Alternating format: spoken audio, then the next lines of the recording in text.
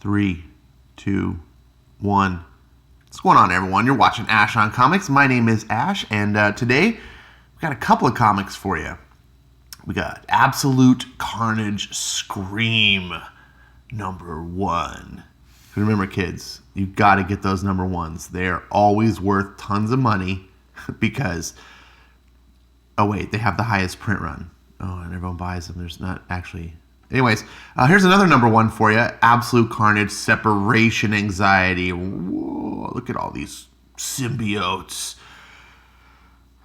Marvel #1. So I'm going to cover both of these books today. Joining me, as always, is Stan the Man. Stan should need no introduction. One of the all-time greats, the godfather of comics, and the channel mascot, and resident intern, expert on all things trash, Forky. Glad you could be here. Thanks, buddy. And let's get on with the show. All right, first, got to switch over. See that cool wallpaper on my iPad? That, by the way, is the best comic out right now. Let's start off with Absolute Carnage Scream. Years ago, Life Foundation, blobbity made a bunch of extra symbiotes because Marvel wanted to cash in on the Venom craze, and Carnage wasn't enough, so they decided, hey, if Carnage is so popular, why not let's make 5 new Carnages? And then they weren't popular anymore because when you have too much of a good thing, it ruins it. It's like Venom was cool, and then you made Carnage, and it diluted Venom, and then you diluted Carnage, and now there's like 7 named symbiotes running around, and no one cares. Yeah. So, thankfully, our boy Donny Cates has made Venom cool by not relying on the cool factor of Venom, but by actually writing compelling stories and developing strong characters and building a hero's journey story, which is what comics are about, for the most part. Obviously, they don't always have to be, but modern day comics, that's what you subscribe to, essentially. When you buy a Marvel or DC comic, unless you're buying something that is deliberately outside the norm, you're deliberately buying Sandman or Swamp Thing or, House of Mystery, or you're buying something that you know. But when you buy like a superhero book, when you buy someone in spandex from Marvel or DC, the expectation is you're getting the American mythos, that was made popular by these two great companies, superheroes. This is part of an American institution. So this book, written by Colin Bunn, with Gerardo Sandoval as the penciler. Now, I'm not a Marvel guy. I'm not a modern Marvel guy. I'm a big Marvel guy from the past, but I don't actually know a lot of the modern Marvel people. Cullen Bunn has been a guy who's been around, I guess. I don't hear great things. Let's see about this book. Starts off, it's little more than a whisper, muffled by the mud, drowned out by the rain. But I could still hear it, even here in the shallow grave, here where I was so unceremoniously abandoned, calling, beckoning, summoning. It promises such sweetness. I am not forgotten, it tells me. I am not dead. A hiss, a little more than a whisper. But I answer. That's a lot of words to just basically say something calls out to me. Like, it's just over and over. Oh, geez. This is like, did you have a word quota? Like, were you given an assignment? Now, Mr. Bunn, I need you to write a comic book script, first page, and it needs to be at least 100 words or more. Like, I don't know. With a scream! Ah! Now, I hate the various symbiotes. I remember when these guys came out, when Marvel introduced them. I enjoyed the first appearance of Carnage. I thought the original Carnage storyline was cool because Marvel was trying to do something different with Venom. And I think I've always thought Venom was my favorite Spider-Man villain. And it's not just because he's this monstrous guy. Venom makes a great Spider-Man villain more than that because he's got these connections to Spider-Man. The suit was in love with Peter Parker, and there's this whole relationship issue thing going on, and there was a lot of emotion and reasoning behind the way things happened. Plus, Venom was essentially the anti-Spider-Man, right? He was like, I could do everything you can do and more. And that always makes for an interesting villain. But then they tried to say, Venom's so popular, let's sell Venom comics. And then they watered him down and made him Lethal Protector, and he never was as interesting before that. So then they came out with Carnage, and it was like an attempt to be like, let's make Venom on steroids. Like, instead of a guy who just hates Peter Parker, let's make him the world's worst serial killer. Like, whoa, okay. And that worked, I think, in the beginning, but then Marvel played it out too quick, and I really lost interest. And by the time these symbiotes had come out, I was just tuned out. I was just like, oh God. So to see them back today, it makes sense with the Absolute Carnage. They are part of the Marvel history, so I wouldn't expect, Donny Cates' event to disclude them, but just to give you kind of a background of where I'm coming from. It brought me back. Brought me crawling through the cold and the dark, following a spiral path from the depths, from the grave, into the world once more, and toward a greater purpose. With the rain pattering down, ooh, ominous. A wave of vicious attacks sweeping across the city. Authorities are urging citizens to stay inside with locked doors. Keep moving, don't stop, don't look back. Hiss. Keep your eyes closed, whatever you do. Don't look. Hiss. I'm scared, Mommy. I know, baby, I am too. This is kind of scary. I would not let your little kids read this book. This is definitely not comics for kids. Obviously, adult, you shouldn't be scared by it, but this would be pretty horrifying. No. And he's just like, what? No. You can't have them. How come the female symbiotes, which they're not really female, as I understand, the symbiotes are supposed to be asexual. There's no gender. That's what I always. But of course she's female, and of course because she's female, she's got all the hair. So that's just silly. Why writers can't even understand how to write aliens? They have to write them like humans. Anyways, that's just one of my little pet peeves. Here we see how the artist is really imitating Joe Madureira. The name was slipping my tongue. This is very much looks like someone who probably grew up reading Joe Madureira artwork and comics and just influenced their style. Nothing against that. Joe Madureira is an amazing artist, but he definitely has a very unique.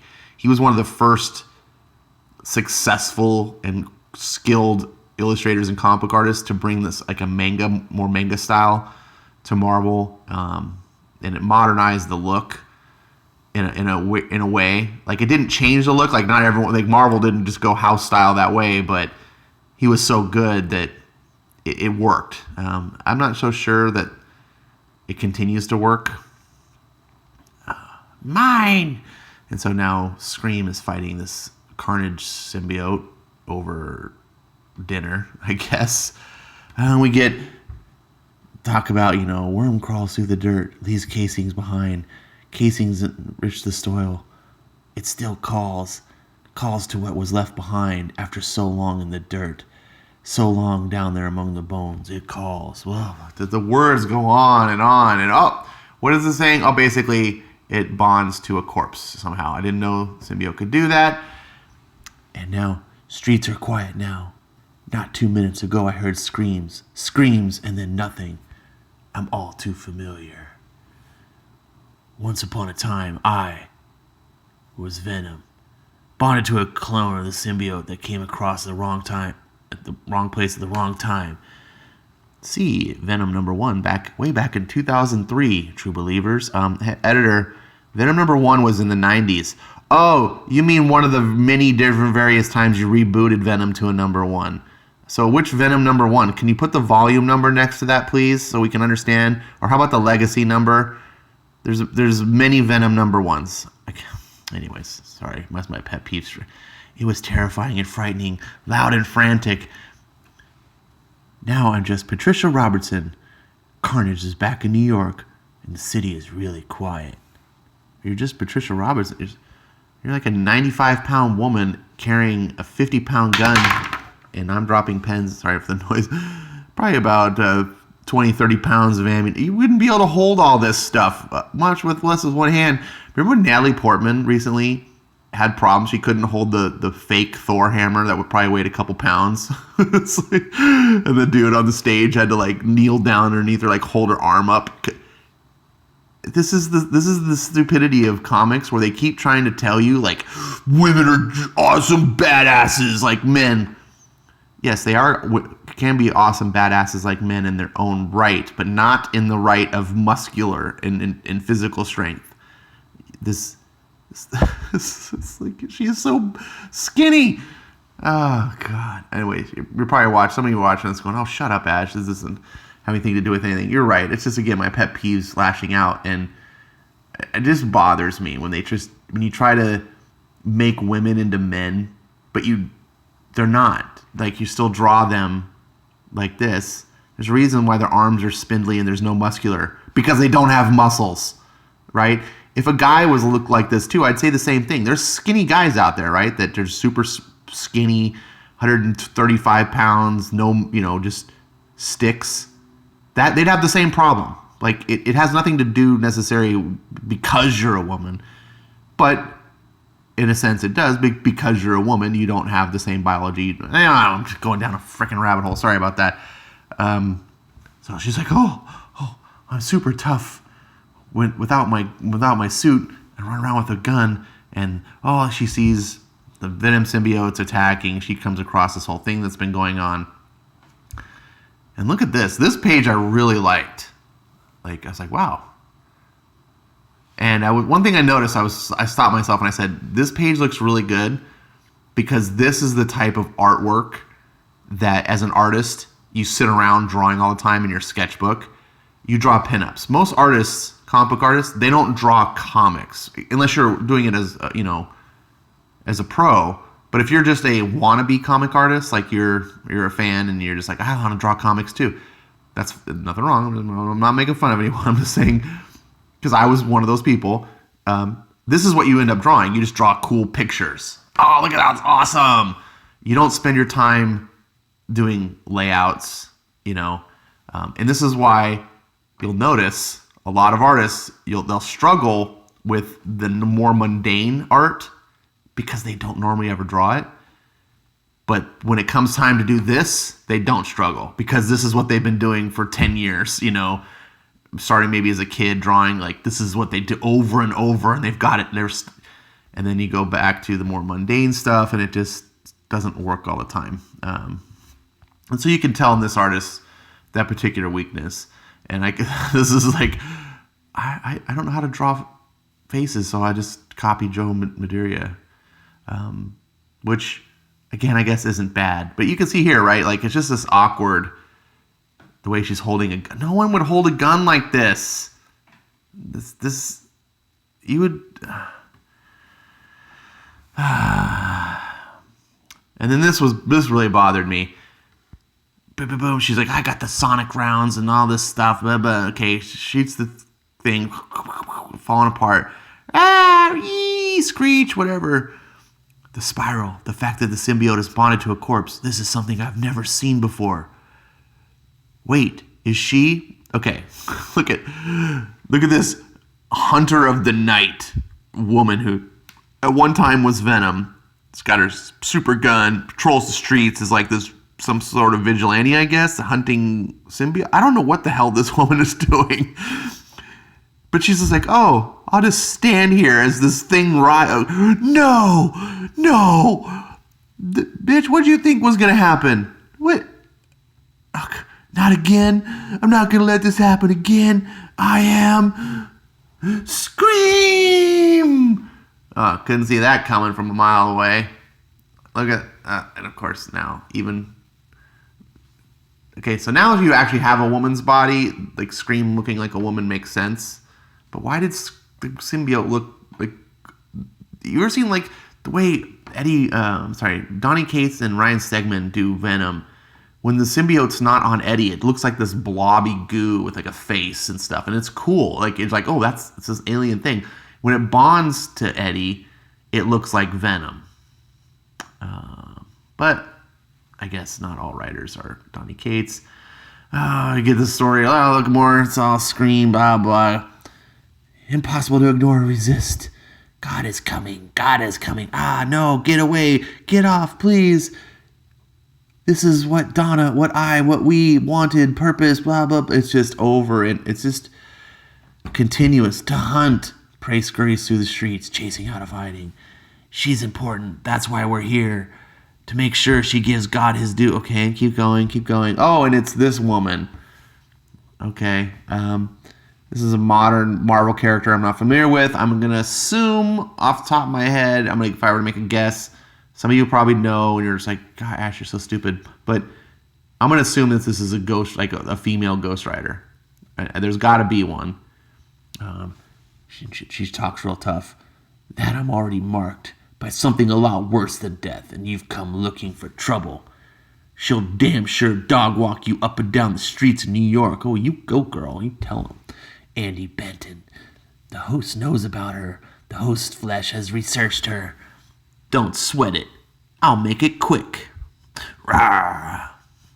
And then she fries him with satanic hellfire. Sure. Then it talks about the host is jealous, Andy Ben, blah, blah. Oh, here's Scream and cliffhanger. Dun, dun, dun. Scream's got to face Andy Ben. So this is going to be a 3-part miniseries tie-in to Maximum Carnage or Absolute Carnage. You saw it. It's just there. It's Cullen Bunn, who seems to be, at least from the evidence from this issue, everything that he's chalked up to be by most of his critics as just a guy who just writes stuff. It never doesn't wow you. It's no fresh ideas. It's nothing deep or thought-provoking. It's just basic comics. I'd imagine that some of this might be something Zach would like. It's just so straightforward and simple. It's not trash. There's no SJW-isms in here. There's no social politics or anything like that. It's just goofy, C-list characters with a C-list writer just writing your average. Here we go. Wait. Hey, Cullen, can you turn in a script for this thing we got coming on in August? What is it about? Oh, we're doing Absolute Carnage. We're bringing back some of the old symbiotes. Which one do you want? To remind me which ones there are. Oh, you can bubble here. Oh, I'll take the Scream one. Okay. Do I need any backstory? No, just do whatever you want. Okay. So, that's it. If you like Absolute Carnage, which the Absolute Carnage main issue #1, I did a review on. It's fantastic. This isn't bad, but it's probably $3 or $4.99. I don't really know the exact price off the top of my head. It's just there. You could totally skip this, but if you're like, I want a deep dive, I want to bathe in Absolute Carnage, okay, I guess pick it up. Especially if money's not an issue to you, then don't expect to be wowed. If you like the art, which you can see, maybe you'll like that. I'm not going to trash on it. Forky says this isn't trash, so you can be sure it's not trash. But Stan's not giving any recommendation. So, yep. Doorbell ring. You probably heard. Dogs went nuts. Yep. All right, so let's get into separation anxiety. I know this is getting long. This one will make quicker. I kind of like the art on this cover a little bit, at least the styling. It has a very 90s sort of style with these characters, but it's almost like the B team of the 90s. Like this cover, then it would have been like, oh, this isn't Jim Lee or Mark Silvestri, or it's a guy trying to be. Back then you would have been like, oh, but today you're like, oh, hey, I wish more artists could draw like this. And then, of course, in typical Marvel fashion, you open the book and the art style looks nothing like the cover. This is bait and switch. But this artist is good in his own right. And you're going to see Carrington Cottage, Colorado. I never heard of this place. I lived in Colorado for 17 years. There's not a lot of towns in Colorado. But anyways, dogs run down the street. And you can tell something's messed up. You see these images. And he's sitting. There's nice flies around him. Sob, sob.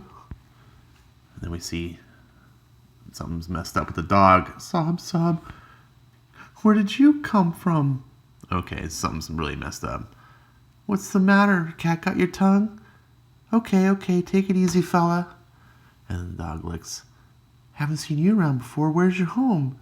Got no collar, huh? That's weird. Who do you belong to? You must be hungry. Sadie, back inside the house. You're supposed to be packing. The dog pulls back. And we get this story of the little girl and her parents are in the middle of getting divorced or whatever. And mom's going to take the kids away and dad's angry. And they're just arguing. How many times have I... do I have to say, you just don't listen. I've been putting food on the table since you've been. Don't you see what they need? I'm right here. And it's just like the kids caught in the middle. And while this story rings very sadly true, it's very ugly to watch. It's just the poor kid and these parents, and it's just this is the dark side of America, American families, and it's just really painful for me to read. And then, this dog, something's messed up. The girl lets the dog in, and she's like, shh, be very quiet. And then the parents are still arguing. You're always pitting them against me, our own children. Oh, please, you've done a perfect job with that all your own. Blah, blah, blah. And they're just arguing, the dog's watching. As if you're coming up for Parent of the Year. Go ahead, make me the bad guy. If the shoe fits, and I'd say the shoe fits you just fine, fits you perfectly. It's just...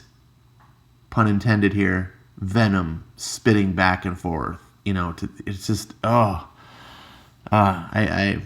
maybe I'm extra sensitive to this, but it really bothers me. And of course, to see the dog. Eventually, all this happens, and the dog flips out. It's venom style, and it's like separation anxiety. And we get the backstory, blah, blah, blah, Years Life Foundation made these 5 symbiotes, blah, blah, blah, blah. One turned against the rest, blah, blah, blah. The other 4 formed together called the hybrid. Last they were seen as a dog. Okay. Credits, sorry. Clay McLeod Chapman is the writer. Brian Level is the artist. Jordan Boyd, color artist. VC Travis Lanham is the letterer. In case you were wondering who did those outstanding letters. So we see a little boy in the attic reading comics. Knock, knock. Sis comes up. And there's a pretty cool little brother-sister relationship here. My roommate actually has 2 kids that are right about this age, and it really kind of springs true. So I kind of appreciated that. And it just turns into a freaking horror show. She just wants to show her brother the dog, and she comes down, and it's just like, what the hell? And it just goes into a horror show from here. It's just the Venom symbiotes are taking over Dad. Dad's like, Sadie, come to Daddy. It's like, oh my God, Sadie, take your brother, get out of here. And Sadie's is, crying, and mommy. Family. And so now it's 2 of the symbiotes. And you can kind of see at this point, you're like, 4 symbiotes, the hybrid, 4 people, it's going to take over, right? And it just becomes this horror show for these kids now running through the house. Their mom and dad have turned literally into monsters. We've got to get out. And the kids crying. And I'll have to be honest with you. Part of me was not sickened, but part of me was just really I was like, this is not enjoyable watching these parents, these bad parents having a bad relationship, and just that selfishness that usually gets in the way. with two mother and father split up and then divorce, and it's just so ugly. It's just ugly. I don't buy comics to look at ugly. And I'm not too really big on horror comics either. However, I am a fan of horror in general, especially like true horror, not like the Jason, Freddy, like scary stuff, like just the concept of horror, like the H.P. Lovecraft style horror. So this book kind of started grabbing me a little bit, where I was like, wow, this is horrific to imagine what these kids facing, and the mom and then the neighbor comes to the door and, obviously put on this face, and then the camera cuts from behind. You can see she's like a monster, and he's like, everything all right, is on the lawn. And then the kid's like, help us, help. And then, of course, the mom now covers blows venom into this guy's face, melts his face. So the kids are now running. And it's just, wow. It's like a horror show. If you like this style, if you like to read horror comics, scary stuff, this is for you. This is not for your kids. Absolutely not for your kids. This is the stuff of nightmares. Little kids reading this would have, I believe, if they're well-adjusted kids, I believe, would have nightmares. If they're not well-adjusted, God help you. But as an adult, especially if you have kids or remember being a kid, I think you might relate. And it's like this horror all happens in their home, which, of course, for a child is like their place of safety. Parents, of course, are supposed to be your safety net, like your guardian angels, and they're the monsters. And it's just, wow, they're hiding in the tub here. And you can see the artist, while not necessarily the most beautiful illustrator, you're not going to get great pinups, cool looking. But if you just want to tell the story, the expression on the faces of these kids, it really helps sell what's going on. There's a bit of some problematic story developments that happen here. Here we see Sadie, her brother's finally gotten caught, and brother's like, it's fine, sis. It feels good. You'll want. And she's just like, no, you're not my family. She finds the hairspray and the lighter, and she whoosh and burns them all. Give me back my family. So you get this little heroic moment of this little girl trying to stand up to these monsters. And you need us. Your family was falling to pieces. Your home ripped apart. And so these symbiotes, for whatever reason, really want to bond with this family. And so she's running. She's on her own now. No brother. And she turns around the corner and sees this sight. Mom's making dinner. And supper's growing cold. And it's the neighbor, just like, oh, disgusting. And now the other symbiote has finally caught her and is holding her hostage. And this is the part where I broke down. I was like, why didn't the symbiote just bond with her like the other ones did? They just enveloped them and whoop. So I know it's for plot purposes, but that's weak plotting. You're not being consistent within your own world that you've established. The other ones took this one is just like, oh, I'm just going to sit here and hold you. The nearest thing in my mind, I always try to justify things in my mind so that the story makes better sense. But that's not my job. That's the writer's job. So when I have to do that, that's a problem. So I try to justify this in my mind as if the thing really is a monster and it's relishing in her terror rather than bonding with her so that she's okay with all this. It's just like, haha, I'm going to force you to watch this and be scared. And so, they're going to eat and they have this little creepy thing. Enough, Billy. And no sneaking bites until after we give thanks. Shall we say grace? So you're like, the dichotomy here of these monsters. And it's like, we're going to say grace.